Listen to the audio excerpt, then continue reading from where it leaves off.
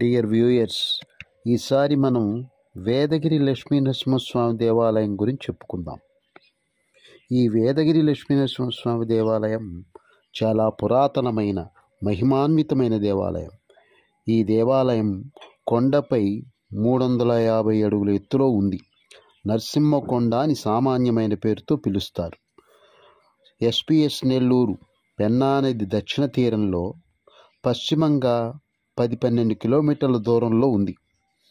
7 మహర్షుల యాగాంతంలో కాశ్యప మహర్షికి గృహాంతర్భాగంలో శ్రీ స్వామి వైశాఖ శుద్ధ యాగాలు చేస్తున్నప్పుడు నివాళిగా ఇచ్చారు.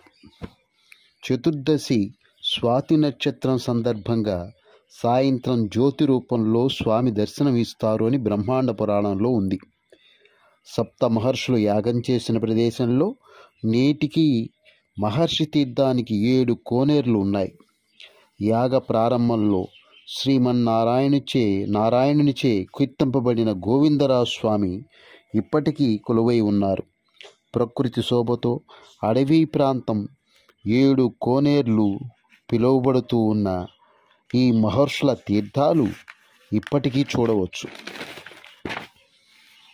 నవనారసింహ తీర్థాల్లో ఈ వేదగిరి నరసింహస్వామి తీర్థం కూడా ఒకటి.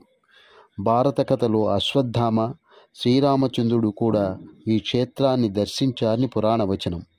కశ్యప మహాముని యాగం తర్వాత నరసింహస్వామి దర్శనమిచ్చి ఇక్కడ వెలిశాడు.